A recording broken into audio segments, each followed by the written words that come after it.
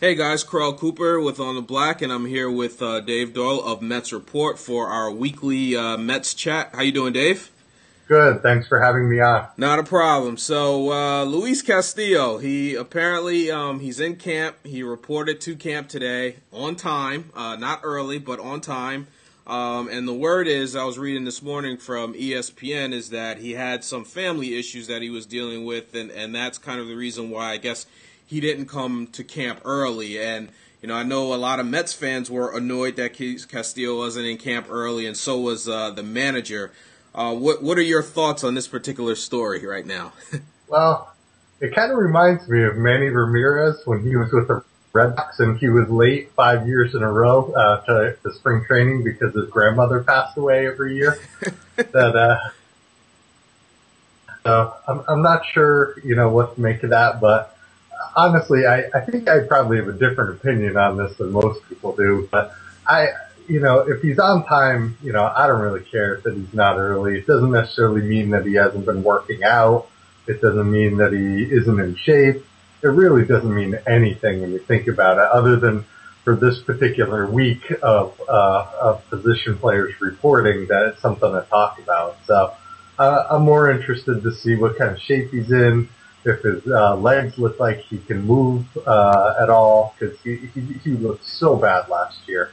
I'm just more interested to see what he looks like when he starts playing. Yeah, I mean, same here. I'm not the biggest Castillo fan in the world, but at the same time, he is a veteran. He wasn't, he doesn't need to report early. It would be nice, but he doesn't need to do that. And again, we don't know what he had going on in his life, whether it was himself working out on his own or other commitments, or as we're finding out now, some issues with his family. So it really didn't matter to me anyway, because, once the games start in spring, that's what he's going to be judged on, whether or not he's the starting second baseman this year, or if, the Mets get rid of him at some point this year. So, right. It didn't matter to me either.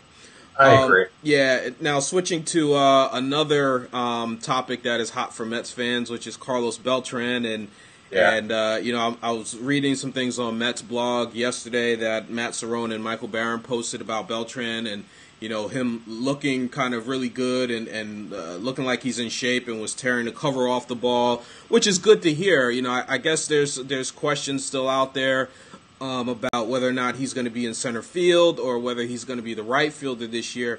It seemed like from some of the comments that he was making, it's about the team, not about him, that if it came down to it, he might be open to the move to right field this year. What are your thoughts? I think he's saying all the right things. I think if it comes down to it, if he starts the season or maybe a week into the season he ends up in right field, I think his body language might be a little different, and he might not look like he's too happy about it.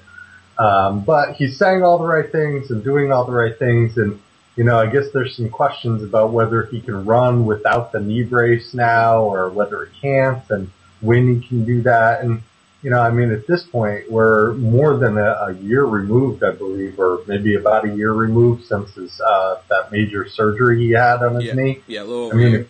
Yep. Yeah, if he's still got a brace on to run at this point, it's bad. That's bad. Yeah, and I think it will be interesting to see, when it really comes down to it, if he'll make that move again. From a personal standpoint, he is in the last year of his deal, and so if he goes out there, has a good year, shows that he's healthy, shows that he can play center field, Sure. He's got a chance to get another big contract. Hopefully not from the Mets, but another big contract after this year. So.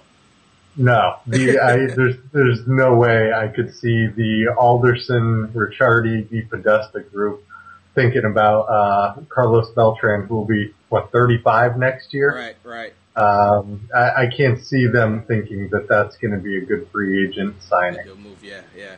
And lastly, let's talk about our closer, K-Rod. Shows up to spring training with his Lamborghini, which was pretty cool. Oh, yeah. But, just touching back on some of the issues that he had last year, he has apologized, I guess, again, and is feeling some remorse towards what happens I still think he'll probably hear a lot of boos on opening day at Citi Field. Oh yeah. Yeah, I mean, what are your thoughts on K-Rod? I mean, do you think he was genuine in his remorse? What are you looking forward to seeing from him this year? I guess too as well.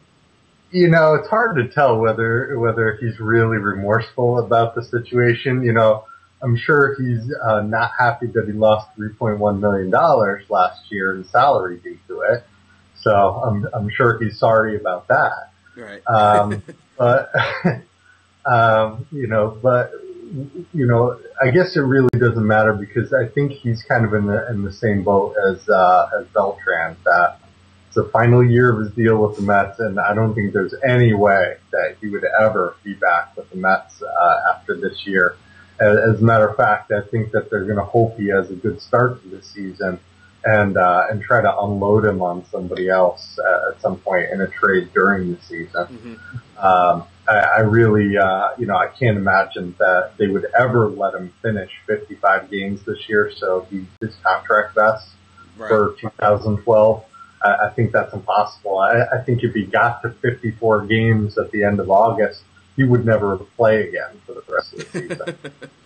That he'd be on the bench. So I think, he's got to ride out the season. He can say all the good things that he wants, but he's going to be history after this year. Right. Well, I guess time will tell on that. I mean, you got a lot of players on this team that could potentially be gone by the trade deadline. So we'll see what happens then. So, hey, Dave, thanks for getting on the call with me again, and looking forward to catching up with you next week. We'll see what happens this week at camp. Thank you. All righty.